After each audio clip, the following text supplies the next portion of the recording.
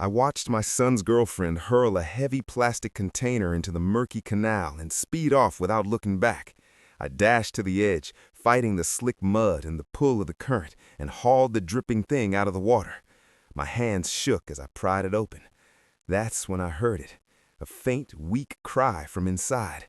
"God, no," I muttered, my fingers fumbling with the latches. They finally gave, and my world shattered. What I found inside froze me solid, a terror I hadn't known in my 45 years. My name is Adam Zoe. I'm 45, and I've been rattling around alone in this old cabin deep in the Appalachian hills of Kentucky since I lost my only son, Matthew, 8 months back. The place sits right by a narrow canal that feeds into the Green River, a spot that's been in my family for generations. It used to echo with Matt's laughter when he was a kid, us fishing or skipping stones. Now it's just quiet, too damn quiet, with the ghosts of better days whispering in the wind. That crisp October afternoon, I was nursing a coffee on the porch, staring at the water like I do most days, when I heard the roar of an engine. It was her car, a beat-up red pickup that belonged to Kelsey, Matt's girlfriend. They'd been together for about 3 years, not married, but close enough that she'd worn his ring on a chain around her neck. She came barreling down the dirt track like she was running from hell itself, tires spitting gravel. Something was off. She never drove that reckless, not on these twisty paths. I set my mug down and leaned over the railing, squinting against the sun. She skidded to a stop right at the canal's edge, engine idling rough. Kelsey jumped out, her face twisted, red, sweaty, hair all wild like she'd been in a fight. She popped the tailgate with a slam that echoed across the water. And that's when I saw it, a big plastic storage bin, the kind folks use for Christmas decorations or camping gear. It was sealed tight with duct tape and heavy by the look of it. She strained to drag it out, muscles bulging in her arms. She glanced around, paranoid, like she expected company. Her eyes flicked my way for a split second, but she didn't see me, or maybe she didn't care. "Kelsey!" I shouted, but the wind must have swallowed it. She hauled the bin to the water's edge, feet sinking in the soft bank. With a grunt, she heaved it, once, twice, and on the third swing, it sailed out, splashing hard into the canal. Bubbles rose as it started to sink, slow and ominous. She didn't wait. She bolted back to the truck, gunned the engine, and tore off in a cloud of dust, leaving tire marks like scars on the ground. I stood there, stunned, my brain trying to catch up. What the hell had I just seen? Kelsey, the girl who'd sobbed at Matt's funeral like her heart was breaking, dumping something in the canal like it was trash? A chill hit me, despite the warm air. My legs moved on their own, down the steps, across the yard, straight to the bank. The canal was maybe 200 feet from the porch. I ran it in seconds, my boots pounding the earth, heart slamming in my chest. By the time I got there, the bin was half submerged, drifting lazy in the current. I kicked off my boots without thinking and waded in. The water was cold, biting at my jeans, up to my knees, then my thighs. Mud sucked at my feet like quicksand, but I pushed on, grabbing the handle just as it bobbed deeper. It was heavier than it looked, waterlogged already, and I yanked hard, arms burning. Water sloshed over me, soaking my shirt, but I dragged it back inch by inch until I could haul it onto the bank. Panting, I dropped to my knees beside it. The duct tape was peeling in places, wet and useless now. And then I heard it, a muffled sound like a kitten mewling, weak and desperate from inside. My stomach dropped. No way. "Please don't let this be," I whispered, tearing at the tape, popping the latches with numb fingers. The lid flipped open and time stopped. There, nestled in a sodden blanket, powder blue like something from a baby shower, was an infant, a newborn, tiny as a doll, skin pale and blue-tinged, eyes shut tight.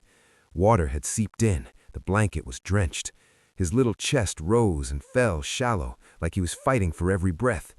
The umbilical cord was knotted off with rough string, not a proper clamp, homemade, hidden. "Oh, Jesus," I gasped, hands hovering before I scooped him gentle as I could. He was cold, so damn cold, lighter than a loaf of bread.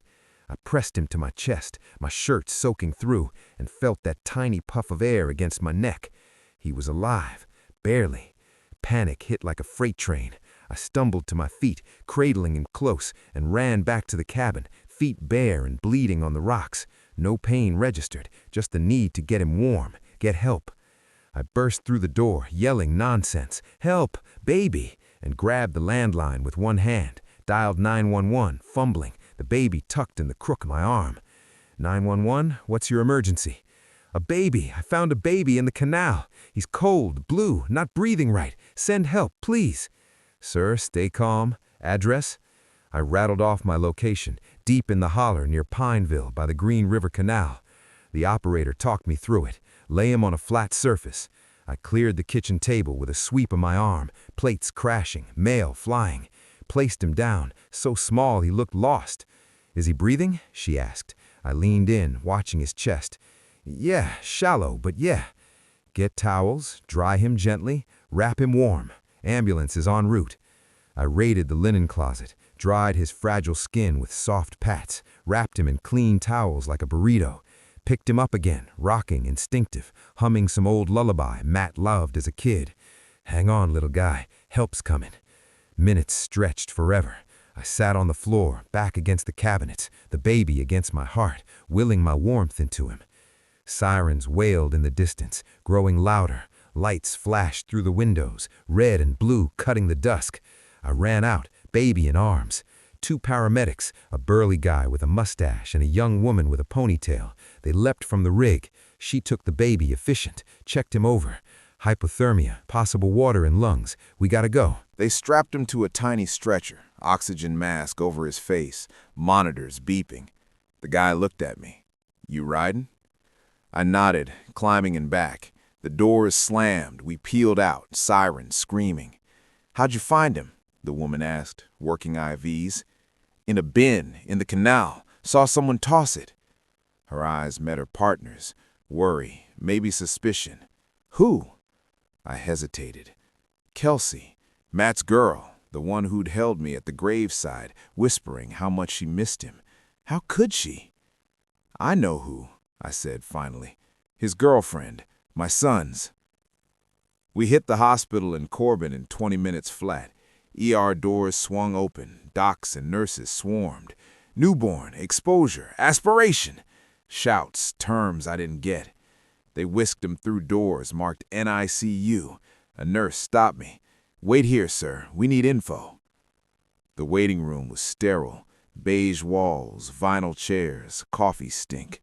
I sank down, wet clothes chilling me. Shock hit. I shook like a leaf. The nurse, mid-50s, badge saying Linda, sat with a clipboard. Tell me what happened.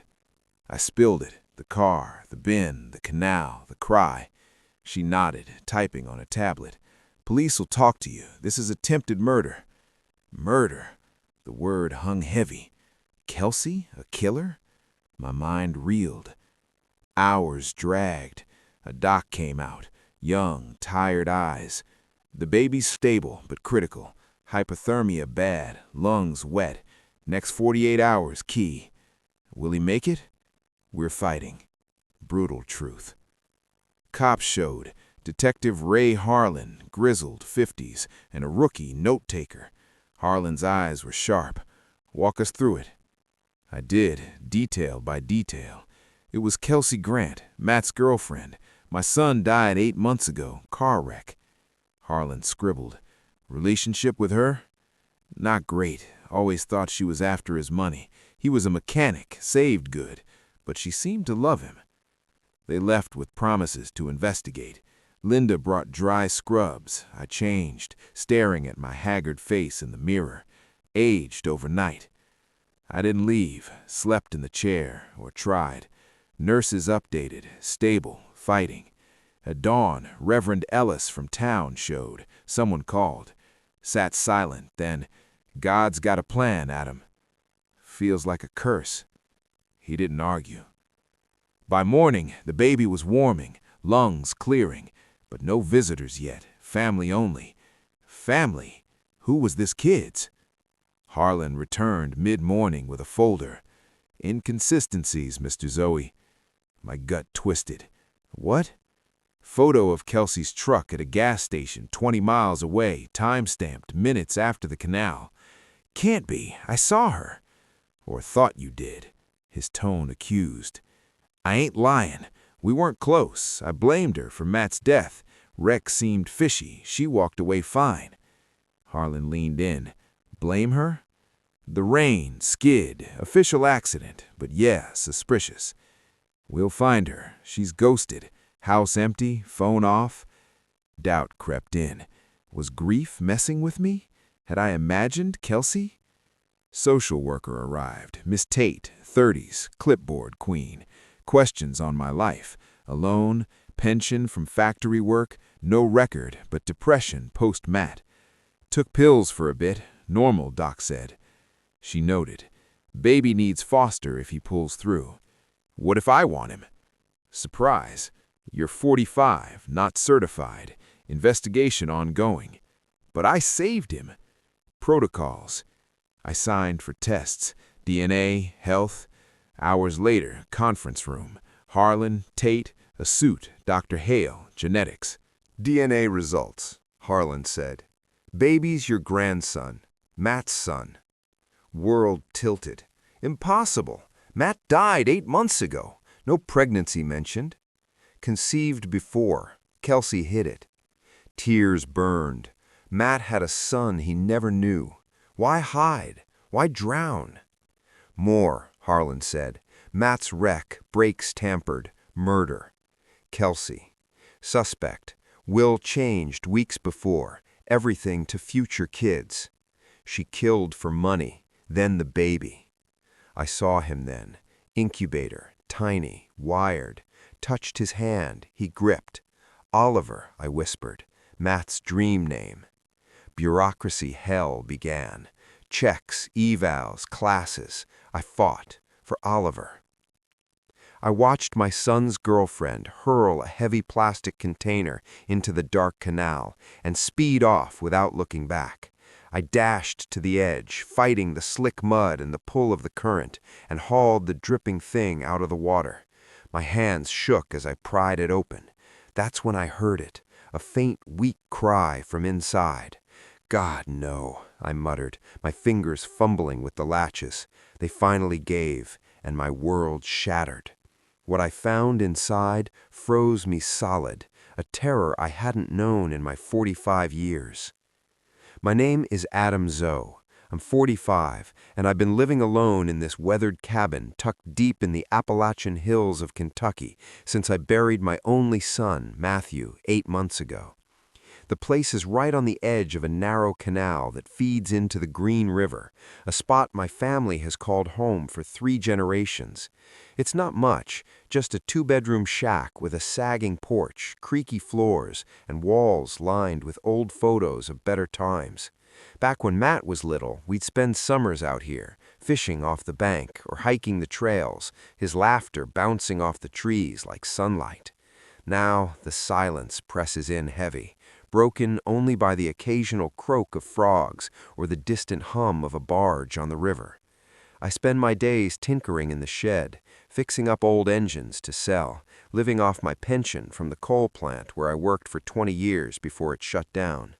Life's simple, or it was, until that fateful afternoon in late September. I was out on the porch, sipping black coffee from a chipped mug, staring at the canal's murky water as it reflected the turning leaves. The air had that crisp bite, promising cooler nights ahead. That's when I heard the engine, a familiar rumble, growing louder. It was Kelsey's truck, a rusty red Ford she'd driven ever since she and Matt got together. Kelsey Grant, 28, with her sharp features and that calculating smile. They'd met at a bar in Pineville, 3 back, and she'd moved in with him quick. I never warmed to her. Always seemed like she was eyeing Matt's savings more than his heart. He was a mechanic, pulled in decent money fixing trucks for the locals, and had a life insurance policy from the union. But she cried real tears at his funeral, so I figured maybe I was wrong. The truck came flying down the dirt road, kicking up dust like a storm. She was going too fast for these ruts, tires slipping, engine revving high. Something twisted in my gut. I set the mug down and stood, shading my eyes. She slammed on the brakes at the canal's edge, gravel spraying into the water. The door flew open, and she jumped out, face flushed, hair matted with sweat, clothes disheveled like she'd been wrestling something. She glanced around, wild-eyed, then yanked open the tailgate with a force that made the whole truck shake. That's when I saw the container, a big plastic storage bin, the kind you get at Walmart for $20, sealed with loops of duct tape. It looked heavy. She grunted as she dragged it out, arms straining, back arched. She paused for a second, breathing hard, and I swear her eyes darted toward my cabin. Did she see me? I couldn't tell. "Kelsey!" I yelled, but the wind off the water must have carried it away. She didn't react, just lugged the bin to the bank, her boots sinking in the soft mud. She swung it back and forth, once for momentum, twice, and on the third, heaved it out over the canal. It hit with a deep splash, water erupting like a geyser, then bobbed once before starting to sink, bubbles trailing behind. She didn't watch it go under. She spun on her heel, slammed the tailgate, and jumped back in the truck. The engine roared, tires squealed, and she was gone, dust settling slow in her wake. I stood frozen on the porch, heart pounding. What the hell was that? Trash? Evidence? Kelsey wasn't the type to litter like that, always prissy about her appearance. A shiver ran through me, the kind you get when you know something's dead wrong but can't name it yet. My legs started moving before my brain caught up. I bolted down the steps, across the overgrown yard, straight to the canal bank.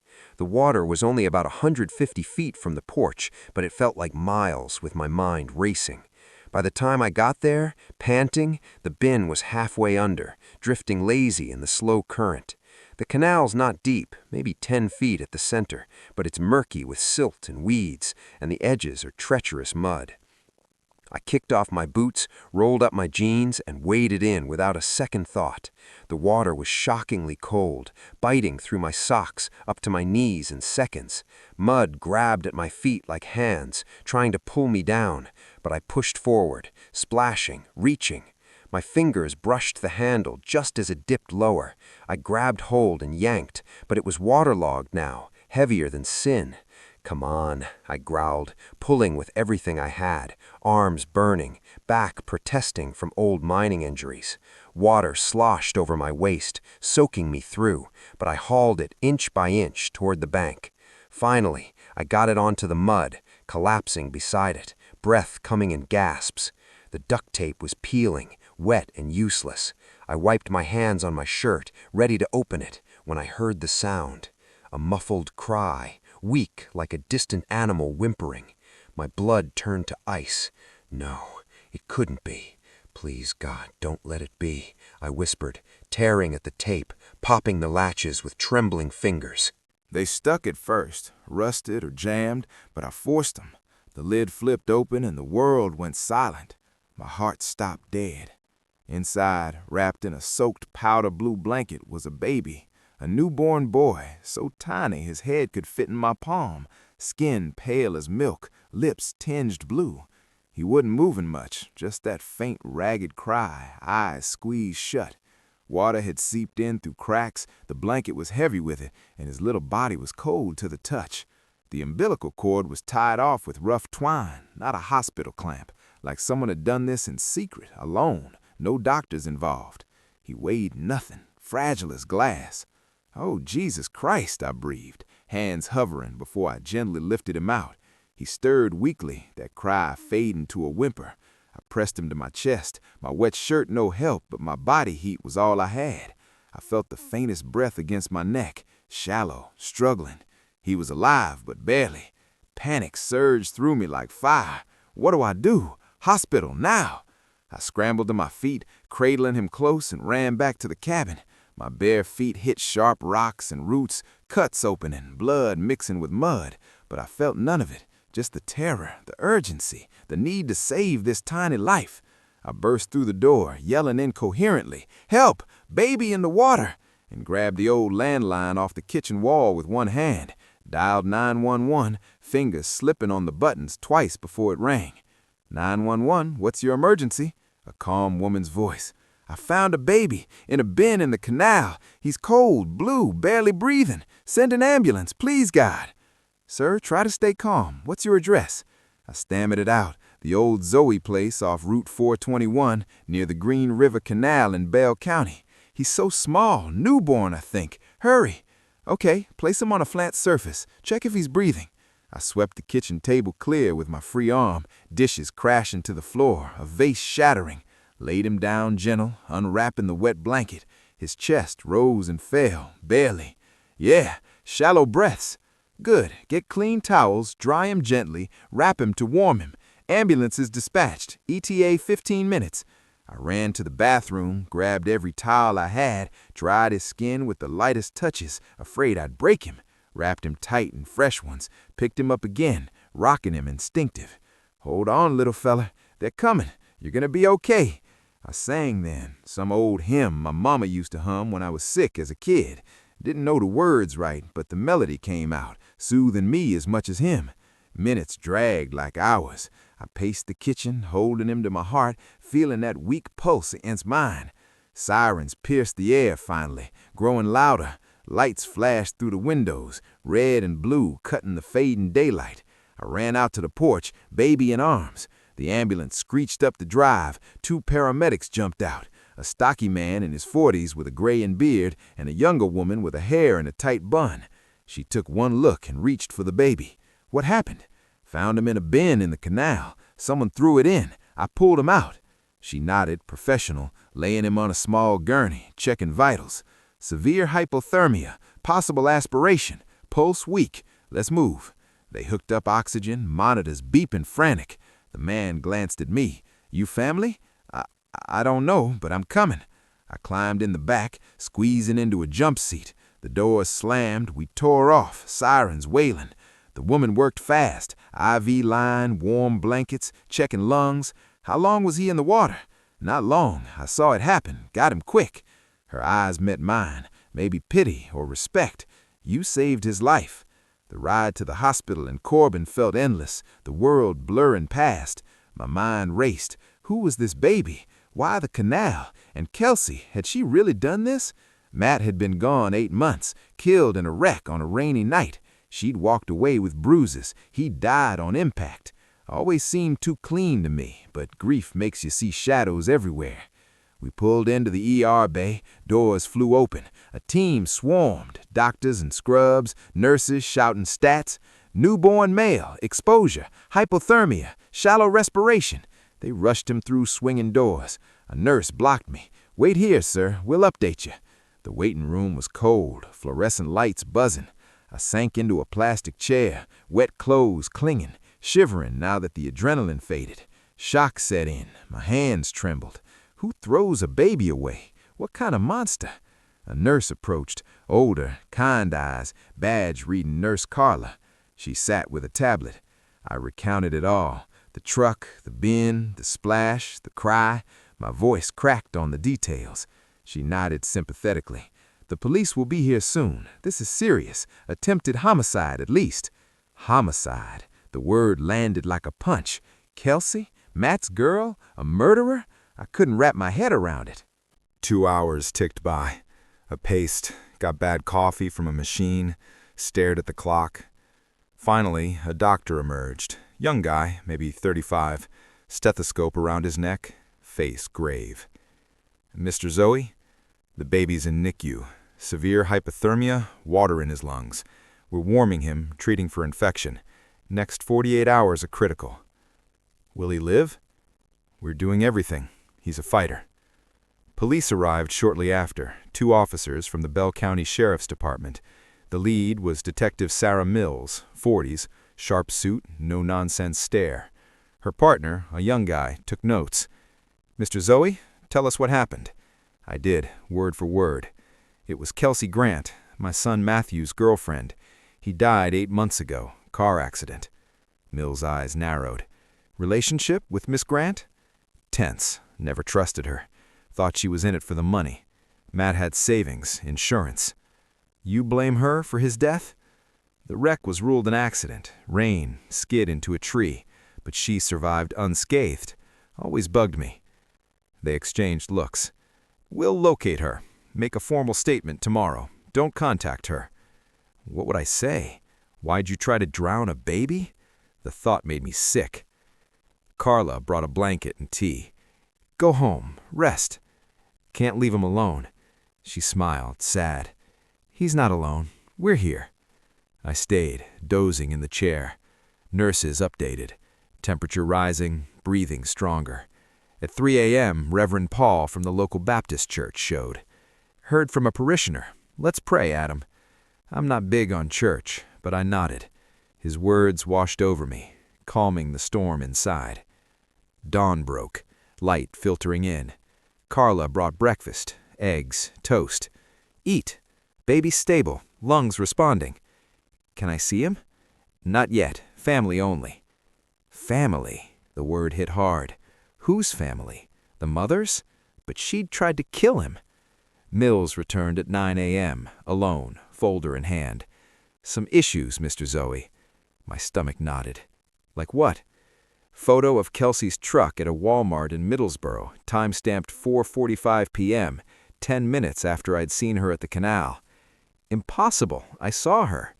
Or someone like her. The camera doesn't lie. Doubt crept in. Was grief playing tricks? Had I wanted it to be her? To have someone to blame? Your relationship with Kelsey? Bad? Yeah, blamed her for Matt. Rex seemed convenient. She closed the folder. She's missing. House cleared out. If you're lying, I ain't. We'll see. Call if you remember anything. I sat there, reeling. Reverend Paul returned. Pray with me? I did. The words a lifeline. Afternoon, doctor. Need tests, blood, DNA. Sign? I did.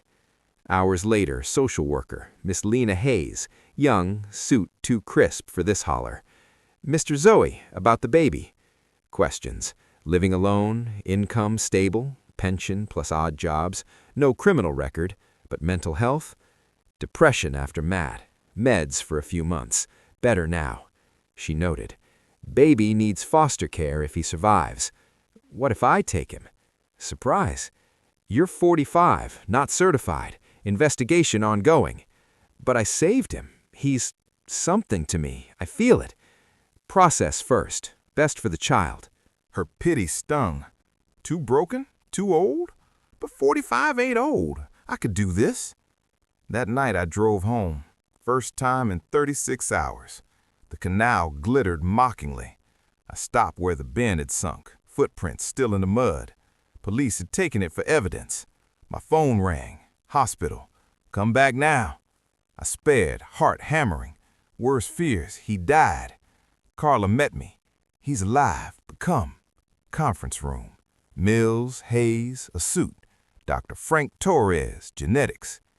DNA results, Mills said. Baby's your grandson, Matthew's son. The room spun.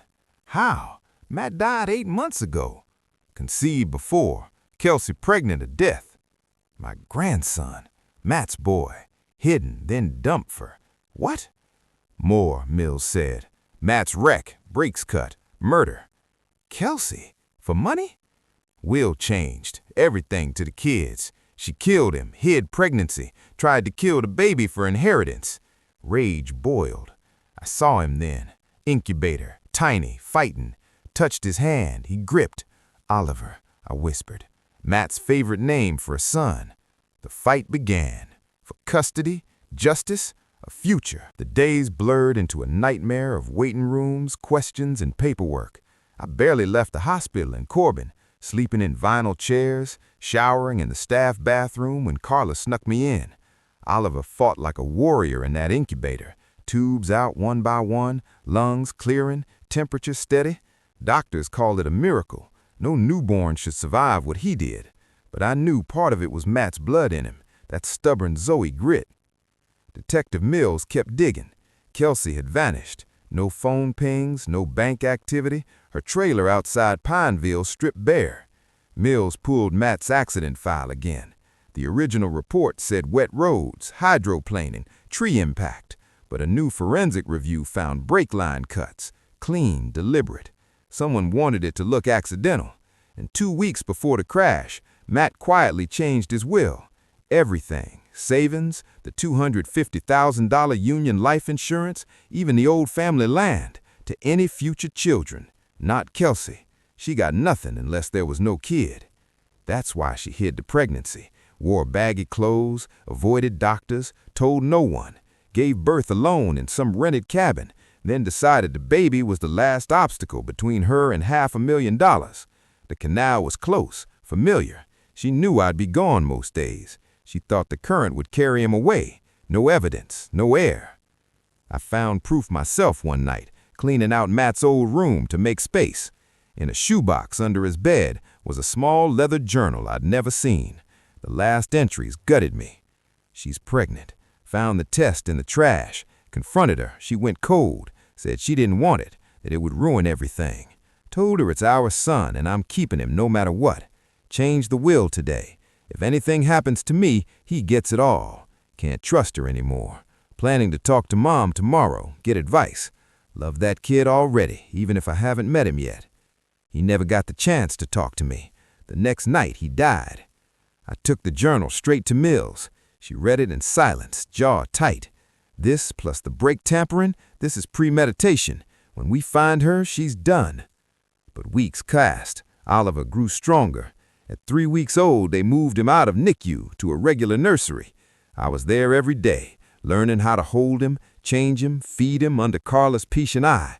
My big, rough hands looked ridiculous, cradling something so small, but he'd stop fussing the moment he heard my voice. Those dark eyes, Matt's eyes, locking on mine. The fight was brutal. Lena Hayes laid out the requirements like I was applying for a loan.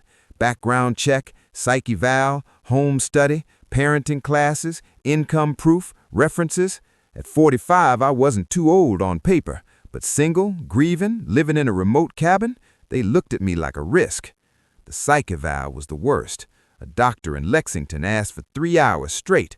How did Matt's death affect me? Do I drink? Any anger issues? Am I trying to replace my son with this baby? I told the truth. Grief hit hard. I'd taken antidepressants for a bit, but I was steady now. This wasn't replacement, it was continuation. Matt's boy deserved his family, and I was all that was left. The home visit was humiliating. 2 social workers poked through every cabinet, measured windows for bars, counted smoke detectors, eyed the canal out back like it was a death trap.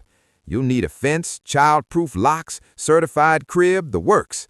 I spent money I didn't have. $1,200 on baby gear, safety gates, a new crib I assembled myself at 2 a.m., cursing every screw. The parenting class was 10 Saturdays in Harlan, me in a room full of young couples half my age, learning how to burp a dial and never shake a baby. The instructor treated me like a confused grandpa. I swallowed my pride, took notes, got the certificate.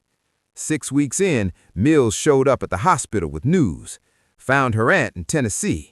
Kelsey stayed there briefly after the birth, paid cash, left suddenly. Aunt says Kelsey talked about starting over rich, somewhere warm. We traced a withdrawal, $10,000 cash, then nothing. She's good at disappearing. I asked the question that haunted me every night. Why not just give him up? Safe haven laws, adoption. Why try to kill him? Mills sighed. Control. If the baby lived, even in foster care, eventually DNA or records could link back. She wanted no loose ends. Pure greed. Oliver came home at 8 weeks old. I buckled him into the car seat with shaking hands, drove 20 miles an hour the whole way. The cabin felt different the moment I carried him through the door. Warmer, alive. I'd painted Matt's old room soft blue, hung a mobile of stars, set up the crib by the window where I could see the canal, but far enough he'd never reach it alone. The first months were exhausting. Feedings every 3 hours, colic nights where he screamed and I walked the floor till dawn, diapers, laundry, doctor visits for his lungs. At 45, I didn't bounce back like I would have at 25. My back ached constant. Sleep was a memory. But every time he smiled, first real smile at 10 weeks aimed right at me, every ounce of tired vanished. He was chunky now, strong, grabbing my finger with surprising force, cooing like he had stories to tell. Carla visited weekly at first, then monthly, teaching tricks, checking progress. She became family. Reverend Paul blessed the house, prayed over the crib. Neighbors I barely knew brought casseroles, rocked Oliver so I could shower. I installed security anyway, cameras, motion lights, new locks, because Kelsey was still out there. Then, 4 months after I brought Oliver home, my phone rang from a blocked number. I almost didn't answer, but something made me. Adam, her voice, cold, familiar. Kelsey. My blood froze. Oliver was napping. I stepped onto the porch. Where are you? Doesn't matter. You have something I want. My son and my money. Your son? You tried to murder him. A mistake. Postpartum madness. I was scared, alone. I'm better now. I want him back. Never. I have rights. Biological mother. When they catch me, and they will, I'll say you fabricated the whole Canal story out of grief and hate. Young, sympathetic mom versus bitter father-in-law. I'll win custody eventually. Or we make a deal. What deal? 500 grand, insurance plus Matt's accounts, and Oliver. Meet me tomorrow midnight at the old boathouse downriver, alone. Bring the baby and proof of transfer. I see cops, I vanish forever. The line went dead. I stood shaking, rage and fear mixing hot. But I'd recorded it, hit record the second I recognized her voice, called Mills immediately, played it back. Perfect, she said. We've got her on threats, extortion, admitting the attempt. We're setting a trap. You go to the meet, wear a wire. Oliver stays safe with Carla. We'll have teams hidden, snipers, assault. She won't escape. The next 24 hours crawled. Carla took Oliver to a safe house. I packed his bag like he was leaving for weeks. Diapers, formula, his favorite blanket that smelled like home. Kissing him goodbye nearly broke me. Be back soon, buddy. Daddy's watching over us both. At dusk, Mills and her team turned my cabin into command central. Maps, radios, weapons check. They fitted the wire, tiny mic under my shirt collar, panic button in my watch. 3 quick presses, we storm in, keep her talking, get her to admit Matt's murder on tape. Night fell cold and clear. At 11:30 we rolled out. I drove my truck slow, Mills hidden in back. Teams were already in place around the abandoned boathouse, dilapidated wood structure on the riverbank where Matt and I used to fish when he was little. Midnight, text from unknown number. Inside, alone. I walked the creaking dock, pushed the warped door. Moonlight filtered through broken boards, dust floating in beams. She stood in the center, thinner, hair dyed dark but unmistakable. You came, surprise in her voice. You threatened my grandson. Our son. Where is he? Safe. Answers first. Why Matt? She laughed, bitter. Money, Adam. Always money. Matt was sweet, useful. Good job, savings, big policy. Plan was wait a few years, clean divorce, take half. Then the pregnancy ruined it. He got noble, changed the will, threatened custody fight. Couldn't have that. So you cut his brakes. Paid a junkie mechanic 5 grand. Easy. Thought I'd collect everything. But the will. Baby had to disappear too. Quick, clean. Didn't count on you playing hero. You gave birth alone, tied the cord with string, stuffed him in plastic and threw him away like garbage. Regrets now, motherhood hormones or whatever. Give me the boy and the money, we all walk away. He's not here. Her hand moved, gun rising from her jacket, small black pistol aimed at my chest. Last chance. I pressed the panic button 3 times. She stepped closer. You think I'm stupid? I watched the road, no cops. Drop it! Floodlights blazed, doors crashed open, red dots danced on her chest. She froze, eyes wide, realizing too late. The gun wavered, then clattered to the floor. Officers swarmed, tackling her, cuffs snapping. A shot rang out, hers wild as she fell. Pain exploded in my left shoulder, hot and blinding. I went down hard, world tilting. Mills knelt beside me. "Stay with me, Adam. You're hit, shoulder through and through. Ambulance coming." "We got her?" "Everything recorded. Confession to both murders, the attempt, extortion. She's done." I nodded, vision blurring. "Tell Oliver, Grandpa's okay." Darkness took me. I woke in the same hospital, shoulder bandaged, pain meds dulling the fire.